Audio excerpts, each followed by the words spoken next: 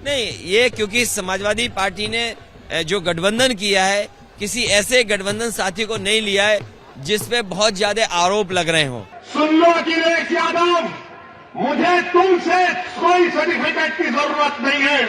मैं इस जनता के दरमियान में जाकर अपनी दिल की बात करूंगा और उनके दिल को जीतूंगा। नमस्कार, मैं हूं पंकज झा।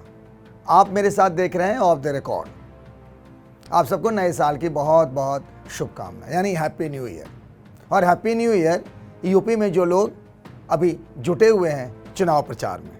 अभी तो हालांकि किसी पार्टी ने अपने उम्मीदवार का ऐलान नहीं किया, बड़ी पार्टी ने, और गठबंधन भी लगभग तय है। कुछ गठबंधनों को लेकर मामला फंसा हुआ है। लेकिन आज हम बात करते हैं उस अद्भुत रिश्ते और कनेक्शन की जिसके एक छोर पर हैं समाजवादी पार्टी के अध्यक्ष और यूपी के पूर्व मुख्यमंत्री अखिलेश यादव, और दूसरे छोर पर हैं असदुद्दीन ओवैसी, AIMIM पार्टी के सदर यानी चीफ, जिनको कहा जाता है हैदराबाद वाली पार्टी। हालांकि इस पार्टी का विस्तार हो चुका है।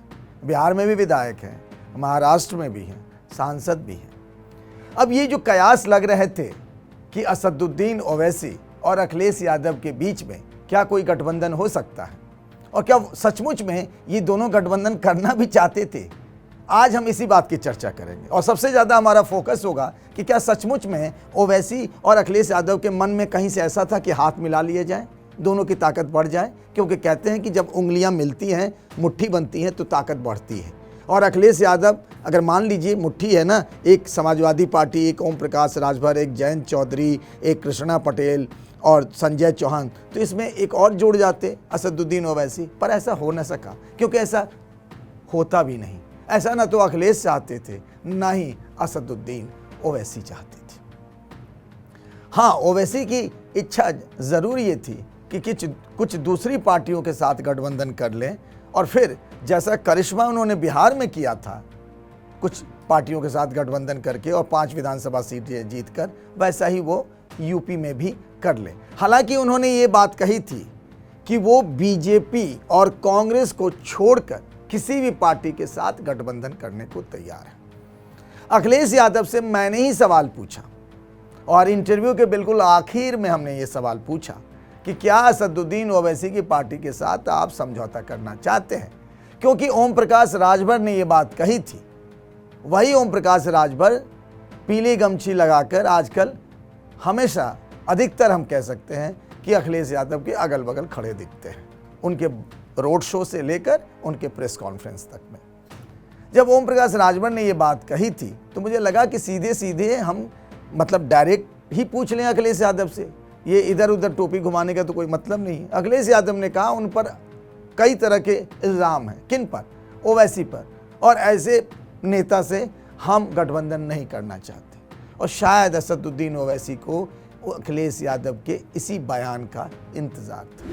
नहीं, ये क्योंकि समाजवादी पार्टी ने जो गठबंधन किया है, किसी ऐसे गठबंधन साथी को नहीं लिया है जिसपे बहुत ज्यादा आरोप लग रहे हों। इस तरह के आरोप नहीं, आरोप क्या है, जो उनके स्टेटमेंट्स हैं। समाजवादी पार्टी की कोशिश रही है जो किसान, नौजवान और पिछड़े और दलितों के सवाल पर, या जो संविधान को बचाने के सवाल पर एक सी विचारधारा है, उनको साथ लेकर के आएंगे। हमने ये कहा कि हम कांग्रेस और बीजेपी को छोड़कर किसी से भी अलायंस करने के लिए तैयार है। तो सुनिए, तो एबीपी के चैनल पर एक मशहूर जर्नलिस्ट है पंकज साहब ने अखिलेश से पूछा कि आप ओवैसी से समझौता क्यों नहीं कर लेते। तो अखिलेश ने जवाब दिया कि ओवैसी पर बहुत से इल्जाम लगते हैं। अखिलेश साहब, इल्जाम तो हम पर ही लगता है ना, आप पर तो कुछ नहीं लगता। रिवर फ्रंट आप बनाए, आप पर कोई इल्जाम नहीं। लखनऊ से कानपुर रोड आप बनाए, आप पर कोई इल्जाम नहीं।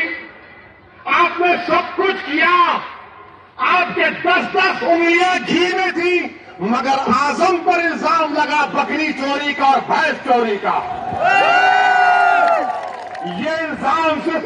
लगता है ये 60 साल से हम पर इल्जाम लग रहा है, कभी आतंकवाद का, कभी फिरका परस्ती का, कभी पुलिस को मारने का, तो कभी किसी और इल्जाम का।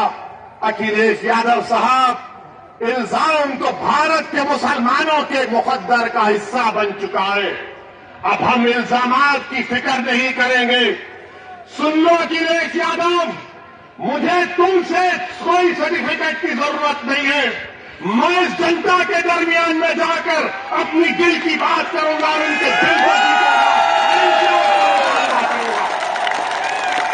तुम क्या दोगे? तुम 11% यादव हो, हम 19% मुसलमान हैं। अगर तुम मुख्यमंत्री बने और जनाब मुलायम सिंह बने तो मुसलमानों की वोट की खैरात से बने, तुम याद रखो इस बात। वो जब पहुंचे ना सहारनपुर तो इस बार गजब के फॉर्म में थे, क्योंकि अगर आप उनके भाषण को देखिए, आप अभी तक जो उन्होंने सभाएं की हैं यूपी में, उस भाषण में अगर 10 मिनट का होता है ना भाषण, मान लीजिए होता नहीं है 10 मिनट का, तो 4 से 5 मिनट तो वो अखिलेश यादव और समाजवादी पार्टी पर ही कहर बर पाते हैं। और उसमें मूल मंत्र यही होता है कि अरे मुस्लिम भाइयों, आप हो 20% और 10% है यादव, तो आप जीवन भर क्या दरी बिछाओगे? 4-4 बार आपने समाजवादी पार्टी की सरकार बना दी और आपको क्या मिला? दरी बिछाने का काम। मुख्यमंत्री कौन बन जाता है? यादव परिवार का आदमी। खुले तौर पर कह रहे हैं कि आप 11% ज़्यादा हो तो सत्ता में हिस्सेदारी आपको क्यों नहीं? और इसी बहाने वो आजम खान जेल में है, तो वो ये भी संदेश देना चाह रहे हैं कि जानबूझकर अखिलेश यादव नहीं चाहते हैं कि आजम खान जेल से बाहर निकले, वो जेल में ही रहे।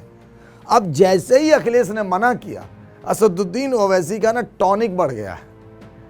हालांकि उनके पास इस बात के भी प्रमाण हैं, मतलब उनके दोनों हाथ में थाली है। उनकी नज़र मुस्लिम वोटर पर है। वो जानते हैं कि 20% मुसलमान वोटर, जिसके बारे में अखिलेश यादव या समाजवादी पार्टी ये मानकर चल रही है कि इस बार मुस्लिम वोट पे बंटवारा नहीं होगा, और सबसे बड़ी ताकत अखिलेश यादव के लिए यही मुस्लिम वोट है।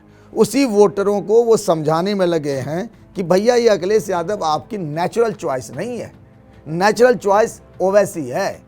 और ओवैसी अगर हैदराबाद में ये काम कर सकता है, बिहार में ये काम कर सकता है, तो मुस्लिम भाइयों मुझे अपना समझो। वो तो कह रहे हैं कि आओ मेरे साथ राजनीति करो, मेरी छाती पर बैठ कर राजनीति करो, ये आपका अपनी पार्टी है, ये आपका अपना घर है। तो यहाँ से ना इस बयान के बाद से ओवैसी को एक हुक पॉइंट मिल गया कि हाँ भाई देखो, अखिलेश यादव अगर आपके लिए रहनुमा होते, आपके लिए अच्छा सोचते होते, तो आज मुझे वो अपने साथ रखते। यानी आज की तारीख में असदुद्दीन ओवैसी के दोनों हाथ में लड्डू हैं, क्योंकि उन्होंने पहले ही कहा था कि कांग्रेस और बीजेपी को छोड़कर वो किसी के साथ गठबंधन करने को तैयार हैं। अब जब अखिलेश ने ना कर दिया है तो उनके लिए पूरा खेत खाली है। अब वो सीधे सीधे अखिलेश पर हमला कर सकते हैं, और फिर ऐसे हालात में अगर कोई उन्हें बीजेपी की बी टीम कहेगा तो उनके पास जवाब होगा कि मैं तो अखिलेश से हाथ मिलाने को तैयार था। यानी ओवैसी साहब के दोनों हाथ में लड्डू तो आ गया है। अब उनकी AIMM की पतंग कहाँ तक उड़ान भरती है, ये तो जनता तय करेगी। आज के लिए बस इतना ही। आप सब अपना ख्याल रखिएगा। नमस्कार।